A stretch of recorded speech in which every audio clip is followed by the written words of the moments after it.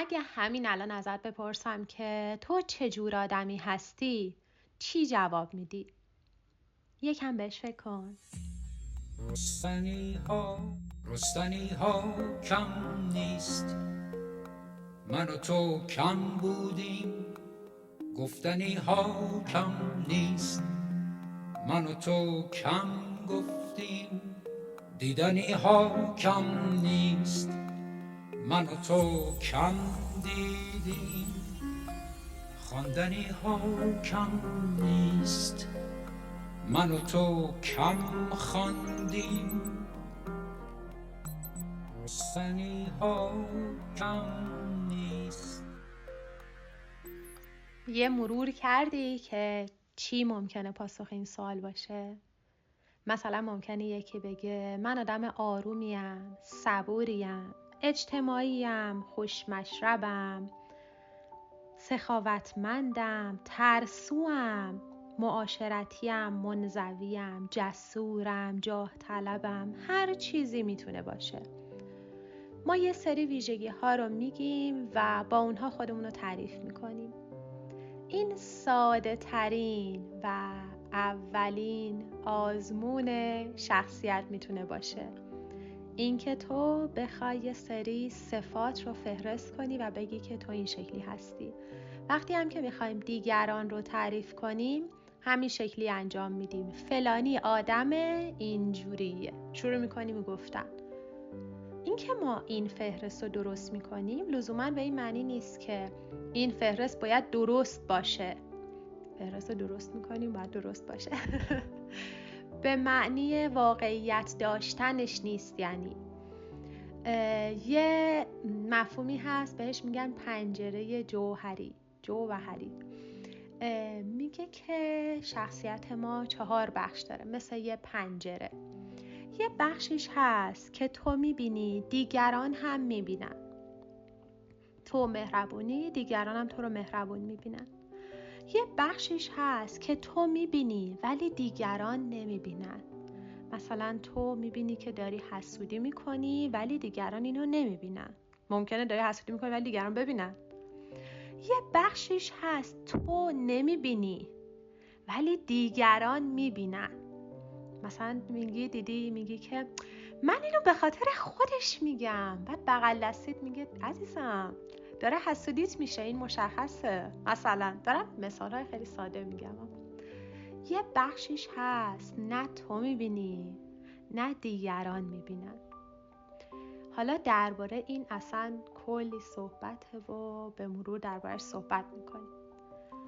اما میخوام بگم لزوما این که ما یه سری لیستو کنار هم میچینیم از صفات خودمون یا دیگران و میگیم این شخصیت منه یا این شخصیت توه، ممکنه درست باشه یا نباشه. ممکنه دیده بشه یا نشه و ما خیلی وقتا ممکنه اصلا به خودمون دروغ بگیم. ما نه تنها به دیگران، به خودمون هم دروغ بگیم. دوست نداریم یه سری ویژگی ها رو داشته باشیم یا برعکس دوست داریم یه سری ویژگی ها رو داشته باشیم و به شکل های مختلف که حالا اگر درباره خودمون باشه، اگر درباره دیگران باشه که ما سوگیری داریم، اصلا دوست نداریم چنین آدمی ویژگی های خوبی داشته باشه یا دوست نداریم چنین آدمی اصلا ویژگی های بدی داشته باشه. اما ساده ترین روش همینه که تو چه جور آدمی هستی، این میشه شخصیت تو.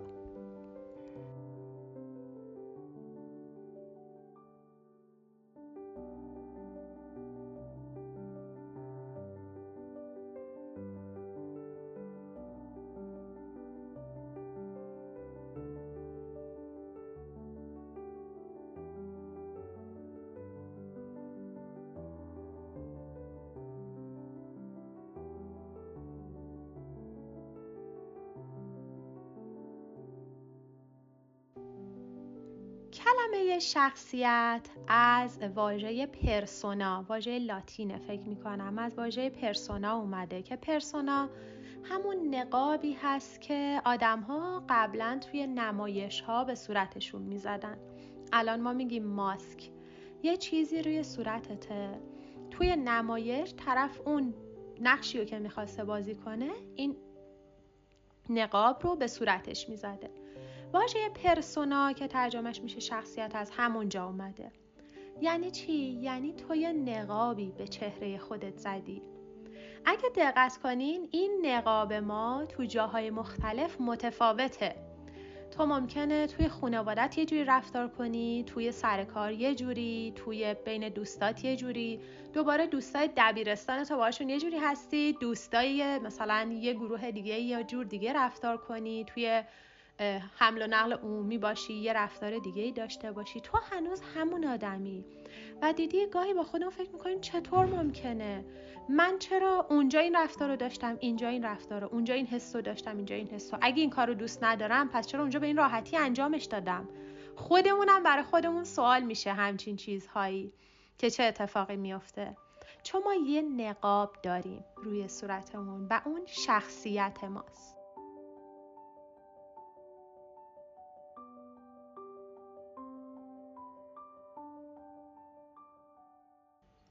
حالا الان که دنیای مجازی اومده میتونی اینو بهترم ببینی. مثلا چه خودت چه دیگران نگاه میکنی توی قرارهای حضوری یه جور مدل رفتار میکنی، بعد وقتی توی سوشال مدیا هستی یه جور دیگه، پشت تلفن باشی یه جور، پشت پیامک باشی یه جور دیگه. حتی توی سوشال مدیا هم توی اینستا آدم‌ها یه مدل رفتاری دارن، توی توییتر یه جور، توی بلاگشون یه جور و فقط منوط به یک نفرم نیست. آزمایش شده حتی که مثلا آدم‌هایی که درونگراترن پیامک بیشتری میدن، توی توییتر بیشترن. آدم‌هایی که برونگراترن توی فیسبوک بیشترن، توی اینستاگرام بیشترن. البته که این آزمایش ها زمان به زمان متفاوته، مخصوصاً با تغییر دنیای امروز ما. انقدر سوشال مدیا کاربردش فرق کرده که الان ممکنه بگیم که نه، اون موقع درونگرا بیشتر پیام میدادن، الان درونگرا اتفاقا ممکنه بیشتر زنگ بزنن. نمیدونم، مثلا میگم ممکنه همه چیز فرق کنه، اما واقعا این هست که این شخصیت ما هر جای مدله.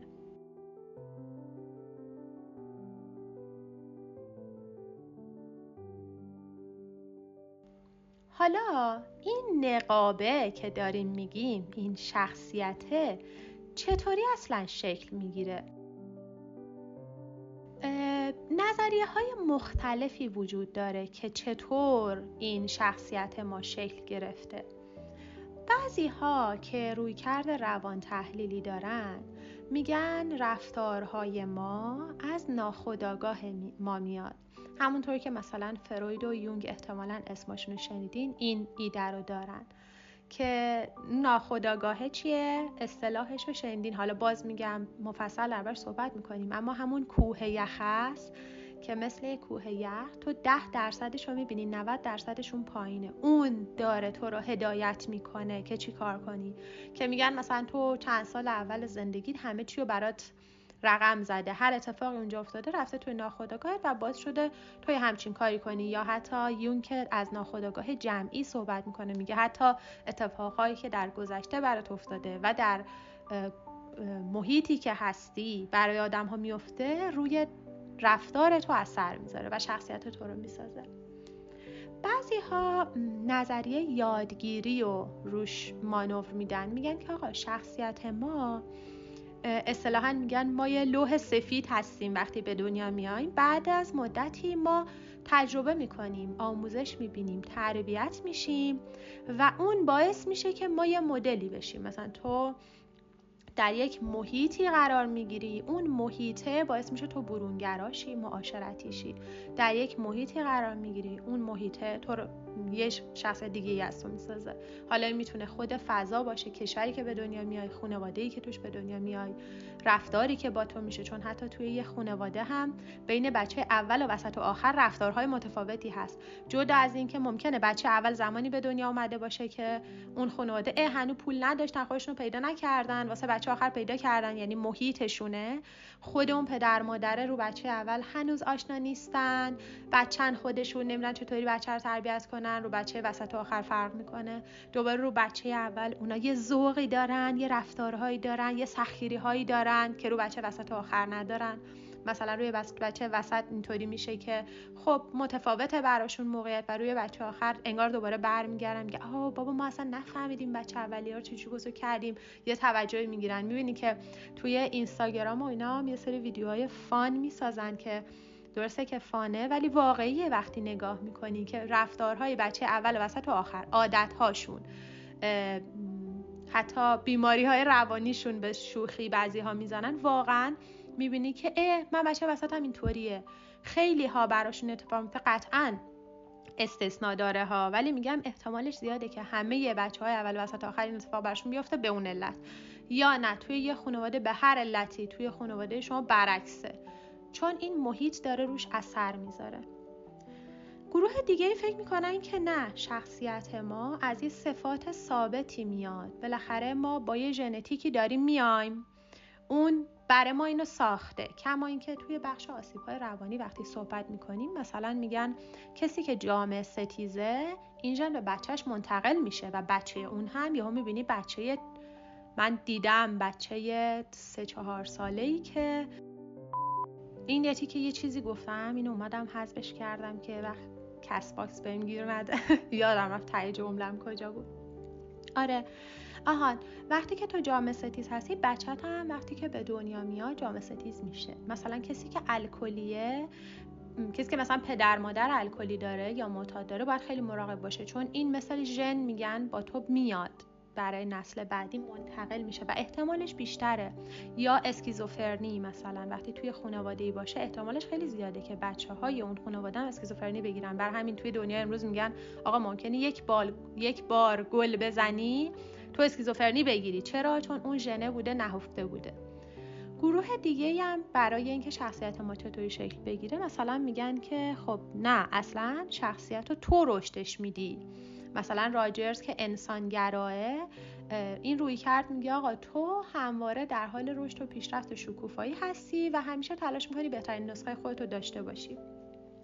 حالا من فکر میکنم ترکیب همه ایناست دیگه، یعنی ما واقعا یه بخشیمون ژنتیکه، یه بخشیمون محیطه، یه بخشی رو یاد میگیریم، یه بخشی هم داریم تلاش میکنیم که بخوایم با هم دیگه پیش ببریم دیگه. هر کسی برای خودش داره این کار رو انجام میده و اینجوری میشه که ما اون شخصیتمون شکل میگیره.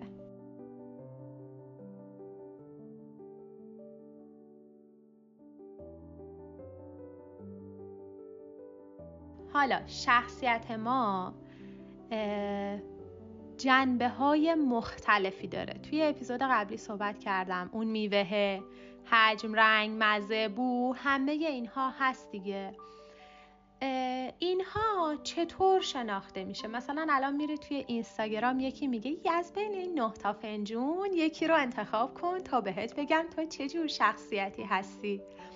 من واقعا نمیدونم اینا چطوری دارن اینو حساب میکنن، اما خب قطعا اینطوری نیست، چون ما جنبه های مختلفی داریم. اوکی، نمیدونم شاید از منظر اونها یه جنبه رو به تو بگه، ولی حتی وقتی که آزمون میشه، آزمون های نظریه های شخصیت، جنبه های مختلفی رو نگاه میکنن. یعنی باید اون نظریه همه جانبه باشه، فقط نمیتونه بگه ما برونگرایی و درونگرایی مثلا داریم نگاه میکنیم. توی این نظریه چند تا زاویه مختلف رو نگاه میکنه که یک انسان رو از چند جنبه ببینه و خیلی حواسشون هست که این فقط نظر اون محققه نباشه. درست شهودی محققه همون اول میگه آره به نظر من فلان اتفاق میفته و فلان شخصیت ها اینطوری شکل میگیرن، ولی بعدش وقتی که آزمون میگیرن شروع میکنن این یه سری ویژگی ها باید داشته باشه که اصلا اون نظریه‌ای که گفتن آزمون پذیر باشه، آزمایش بشه تو موقعیت‌های مشابه بین آدم‌های مختلف در موقعیت‌های متفاوت، که جامعیت داشته باشه، کاربرد داشته باشه، متضاد با این نظر دیگه‌ای نباشه. کلاً یه سری ویژگی باید داشته باشه که فرق کنه با اینکه ما به طور شخصی بگیم که به نظر من اینطوریه، اون نظریه رو داریم میگیم، اون نظریه محققا هم اینطوری باشه. چقدر اینطوری گفتم.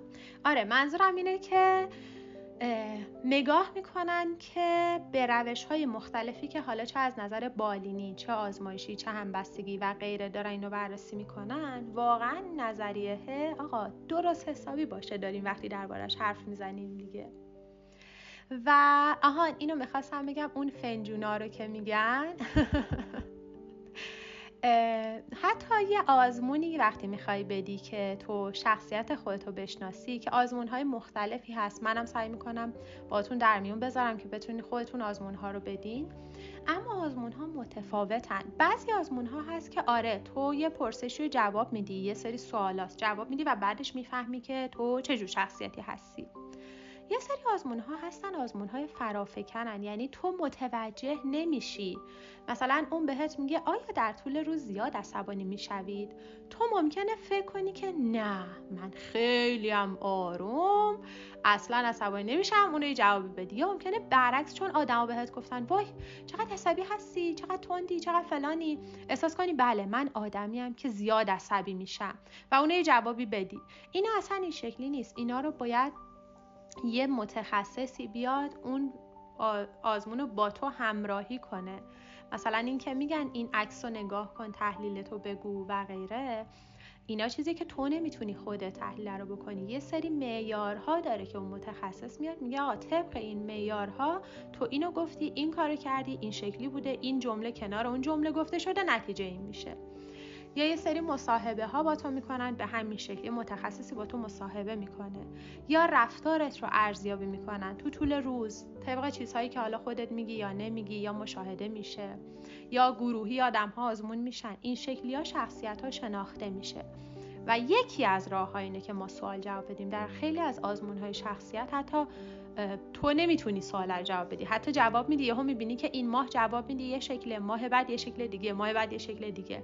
جدا از این که البته شخصیت ما هر هفته، هر ماه، هر سال ممکنه واقعا فرق کنه. توی خانم ها که به خاطر وضعیت هورمونی که دارن واقعا این اتفاق میفته که ممکنه 2 هفته شکل باشن، 2 هفته شکل دیگه ای باشن و باید ما اینو آشنا بشیم باهاش. باید بدونیم که این هنوز من هنوز همون آدمم که در این موقعیت الان بیشتر به هم میریزم، در این موقعیت صبورترم. ولی اینها همه دوباره جزئی از شخصیت ماست، چون حتی اون به هم ریختگی ها هم آدم به آدم متفاوته، به شکل دیگه‌ای، به شکل متفاوتی بروز میکنه. من توی این اپیزود خواستم اول اصلا درباره خود شخصیت یکم با هم صحبت کنیم که اگر که داریم صحبت میکنیم از این به بعد درباره نظریه ها، بگیم مثلا به چه شکل داره این صحبت ها میشه. و مثلا این که آقا حتی وقتی درباره نظریه پردازی آزمون شده هم میگیم، باز ممکنه اون آزمایش کننده سوگیری داشته باشه. جدا از این که شخصیت ما بنا به سنمون، جنسیتمون، شهر و کشوری که هستیم، همه اینا میتونه متفاوت باشه. مثلا ما یهو میگیم ایرانی‌ها اینطورین، آمریکایی‌ها اونطورین. کدوم آمریکایی‌ها؟ الان این که من پاسپورت آمریکایی داشته باشم چون 5 ساله تو آمریکام، آیا من آمریکایی حساب شدم؟ من ایرانی‌ام که 5 سال اومدم تو آمریکا. حالا من وقتی 5 سال تو آمریکام ایرانی حساب میشم؟ اینا همه خطا میده دیگه و همش نیاز به بررسی های جداگونه داره که آقا خود آمریکایی که مهاجرت کرده به آمریکا، آمریکایی که مهاجرت کرده از آمریکا رفته جای دیگه، ایرانی همینطور، اروپایی یا هر چیز دیگه. اما باز با این وجود یه سری چیزها تا اینجا که آزمون شده مشخصه. مثلا میگن آقا شرقی ها، فرضاً آسیای شرقی ها اصطلاحاً، اونها آدم هایی هستن که درونگراترن، سخاوتمندترن، تودارترن، ولی همین آدم ها وقتی پا میشن میرن آمریکا، اون فضا رو که میبینن برونگراتر میشن، اون محیط روشون اثر میذاره، رفتارهاشون عوض میشه. یا برعکسش کسی که بره اونجا. خاورمیانه‌ای ها اینطورین، آزمون شده داریم میگیم، آزمون گرفتن بچه های 11 ساله، دختر و پسر دیدن، دخترهای 11 ساله افسردگی بیشتری دارن از پسرها. دوباره دیدن بین دخترهای مسلمان و غیر مسلمان، دخترهای مسلمان افسردگی و اضطراب خیلی بیشتری دارن. بین زنها و مردها، اونایی که مدیرن، خانومهایی که مدیرن، اضطراب بیشتری دارن، بیشتر رو میارن به الکل و سیگار و اینا. حالا این که دلیلش چیه یه بحثه، ولی این که این تاثیر رو روی شخصیت داره میذاره یه بحث دیگه است. اینو چرا گفتم که بگم هی تو ذهنم جمله ها میره جلو عقب به این علت که این آزمون شده، اما باز هم ممکنه آزمایش شونده ها سوگیری داشته باشن، نمیدونیم. پس ما فقط داریم همینجوری سعی میکنیم با موضوع ها آشنا بشیم. ممکنه بعضی رویکردها رو قبول داشته باشیم یا نداشته باشیم. ممکنه بعضی هاش برای یه زمانی درست باشن الان نباشن، یه وقتی آدم صحبت میکنه. ممکنه بعضی چیزاشو ما الان درک نکنیم، بعداً بفهمیم چیه. ممکنه بعضی چیزا نیاز به توضیحات خیلی بیشتری داشته باشه که در این مقال نگنجد. ولی الان من گفتم یه دیدی داشته باشیم مثلا به کلیت موضوع شخصیت و روانشناسی شخصیت که چطور اصلا ماهیت ما شکل میگیره و این شکلی، و از اپیزود بعدی وارد نظریه ها بشیم که نظریه ها من دارم سعی میکنم طبق کتاب روانشناسی شخصیت شولتز پیش برم که از نظر تاریخی تقریبا داره جلو میره و اولین نظریه همونطور که احتمالاً بدونید ممکنه با خیلی از روانشناسا و نظریه پرداز آشنا نباشین، ولی با فروید همه آشناییم. با فروید شروع میکنیم که فروید همون نظریه کوه یخو داده، اما چیزهای زیادی گفته، زوایای مختلفی رو بررسی کرده که هر کدومش هم خیلی جذابه و پایه نظریه های بعدی شده که اونها هم دوباره اینو گسترش دادن. شروع میکنم بخش به بخش، حالا بریم جلو تا هر جا که شد. اگه نظری نکته چیزی داشتین برای اینکه بتونم بهتر بهتون توضیح بدم ممنون میشم، خیلی هم خوشحال میشم. ممنون از همراهیتون و بازخوردهای خوبی که نسبت به اپیزود اول دادید. واقعا به من انرژی داد که زودتر اپیزود دوم بگیرم و خوشحالم که در کنار هم هستیم، به خاطر اینکه ما همه رستنی هستیم. رستنی اون چیزیه که در خودش پتانسیل رشد رو داره و شما هم رستنی هستین و رستنی ها کم نیست. ما به اندازه ما میبینیم، ما به اندازه ما میگوییم، ما به اندازه ما میرویم، میرویم. رستنی ها کم